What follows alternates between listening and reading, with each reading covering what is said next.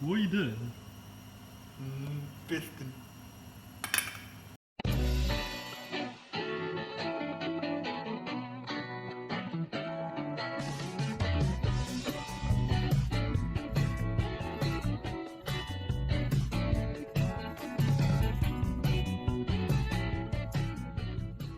Hello, welcome to Precision Bodge. Today we disassembled my RX7 engine to find out how bad the coolant seal has failed or if there's any other damage, as well find out what the rest of the engine is like.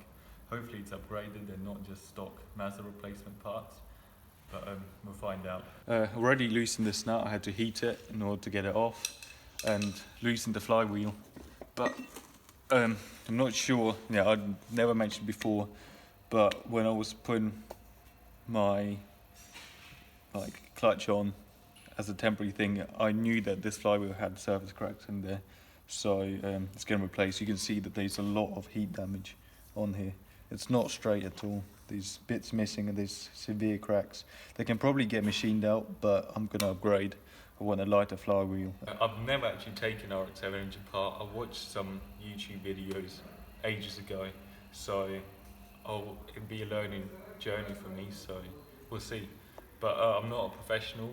I'm not a professional for Mazda. I don't know these engines that well, but I'm just going to go and use my brain when I take stuff apart and hopefully not break shit.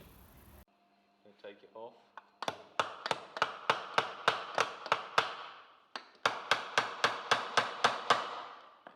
I hope this is how you take it off. Oof. Well, that came off. It's all good. Seems a bit crusty. Just loosened it so I can pull it off.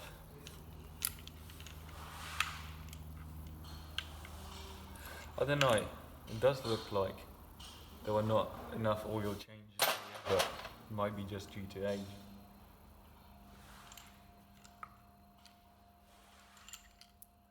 Don't know.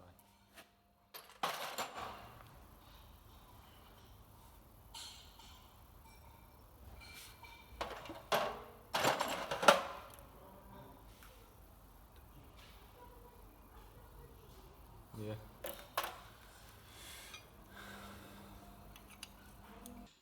Oh, this is stationary gear. Okay, here we go. There's rust on this stationary gear. I mean, it's the auto, so it doesn't really matter. But still, not really what you want to find. The bearing, the bearing is not good. So the gear itself looks fine, and these surface rust doesn't matter. Might have been when this was in storage, or the part in storage when they rebuilt it or something. But as you can see here, there's copper showing through the bearing, so it was a bit loose. I did see that my oil pressure seemed a little bit low, but I don't really know what I'm looking for since it's a new car. But this is easy and pretty cheap to replace. Just press new bearings in. And now we disassemble my favourite, the rear end.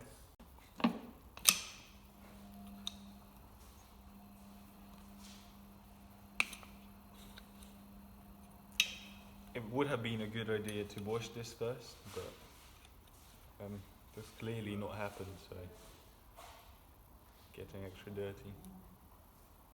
The rear, exactly the same, and the wear looks actually worse. It's gone through the copper section on the bearing. It's a multi-layer bearing, and the copper section is actually fully rubbed through, so that's definitely not good.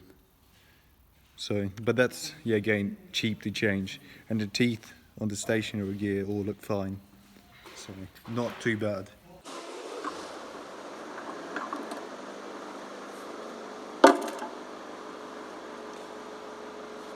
Yeah, this confirms. Yeah, you can't see on video, but it's been rebuilt. Somebody used silicone between the coolant seals, so you stick them together, and it's all the way through. So I think Mazda, they say you can use a little bit to stick some bits down, but not all the way through. So this has definitely been apart and rebuilt by someone. I'm pretty sure there's a sequence how you take them apart, but I'm not actually going to follow it. It really matters when you're assembling it together, yeah, that's important. But as long as you take it apart evenly and not one side then to other, it should be fine.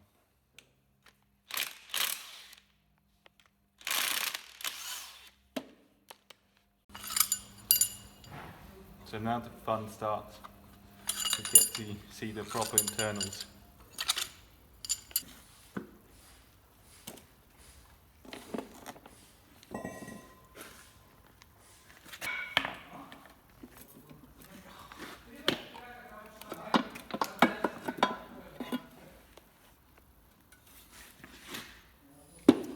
Okay, this one, yeah, this is the cores right here, completely gone. But good news, yeah, these are so brittle. What is this? Yeah, somebody used silicone on top of them, because this is silicone, and this is the actual coolant seal, but it's actually quite brittle in places. Just, yeah, especially here, just crumbling. So yeah, somebody rebuilt it, reusing the coolant seals, which you can do. You can reuse some special coolant seals, but they're not the Mazda ones. But for what the price that they are, I wouldn't really reuse them. I say that now, I'll probably end up doing that, but with the proper ones.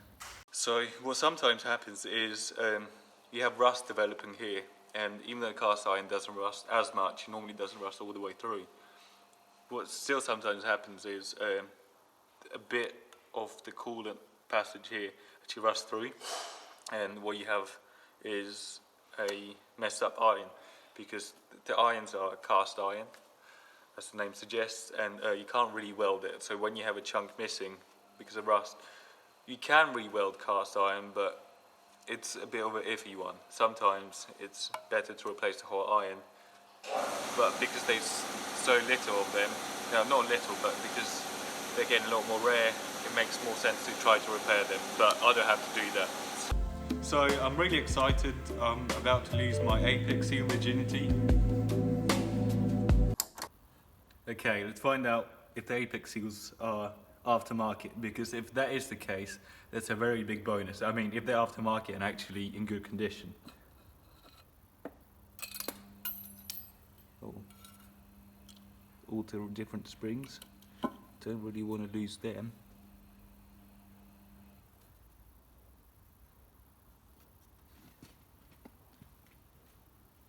Nah, shit. The factory Mazda 3-piece apex seals. Well, it's a letdown.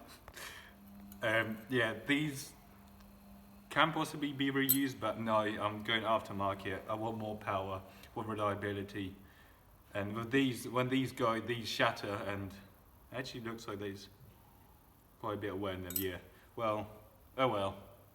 I might still reuse the corner seals and everything if they're too spec, but we'll find out. Yeah, same thing. These, as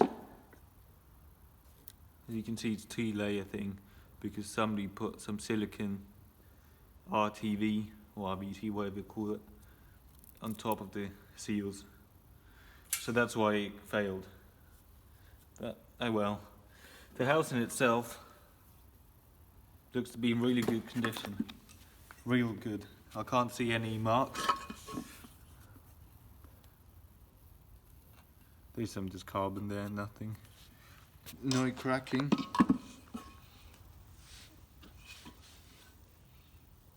There's normally cracks here, not normally, but sometimes when it's quite bad. There's cracks here, so maybe they they actually got some new housings for the rebuild, or they're just in really good condition.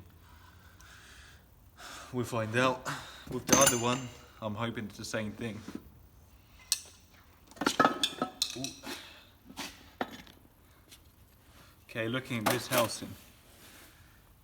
Yo, it blew coolant on 2 housings, and this is fucked.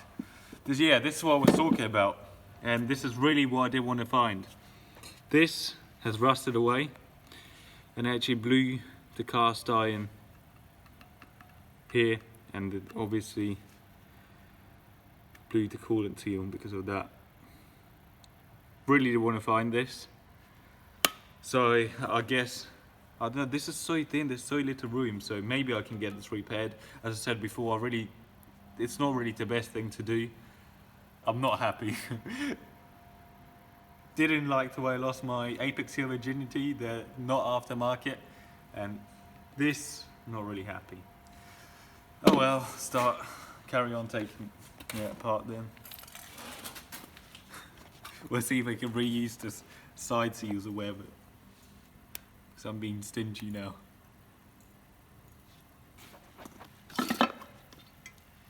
Okay, this rotor, the bearings look fine to be fair. They might have been replaced recently. So look into the positives. This rotor looks good, there's no deformation on it. Carbon deposits on it, just like the other one. And the bearing looks good. But I might replace it just for the sake of it, you know. They're not... Oh shit, dropped it. Well, didn't actually damage it. But they don't cost that much to repair. You don't want to lose oil pressure and everything. Oh wait, this is weird. The seal falling out of the rotor. I mean, that's not good, but let's look at this housing. I'm hoping it's good.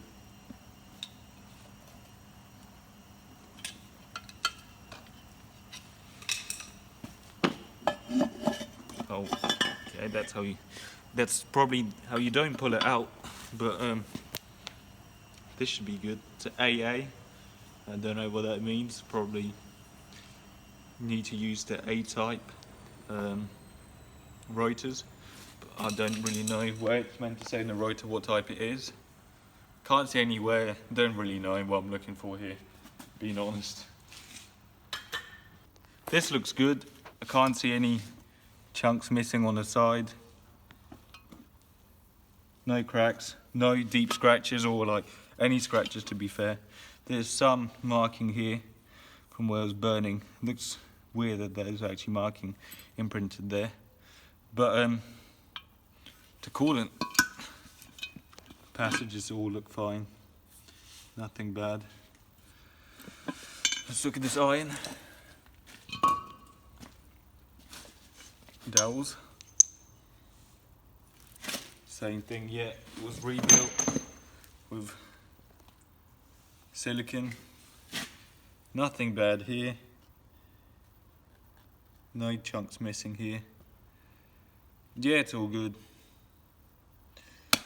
Yeah, on next video, why I decided to LS swap my RX7. Nah, I'm joking, I'm not actually doing that. I just buy a Corvette, and I do like Corvettes, but nah, stay in Rotary. Now I need to figure out what I do. Either buy some new housings, which I don't really want to do because they're not cheap. You can, like, on eBay or something, I looked, you can buy housings directly from Japan for 1,700 or something like that, but with shipping that's 2K and import duties, so that's really expensive. But that's all 3 housings. And to be fair, I don't need to replace all the housings. I might buy just one housing, but I don't know, for some reason alone they're quite expensive.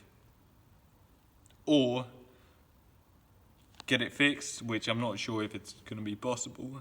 Or I saw some used housings on eBay. Some of them are decent, some of them are bad. But there's also 3 sets of housings going right now, and they're Bridgeported. I don't really want to go Bridgeport. I kind of want to go Streetport, but I guess we'll find out what I decide to do. So yeah, thank you for watching.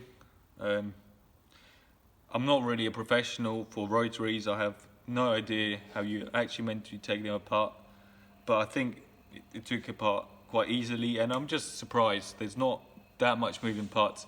I know lots of people say, oh yeah, there's all these little tiny springs that can go wrong. No, they can't. It's actually really, really simple.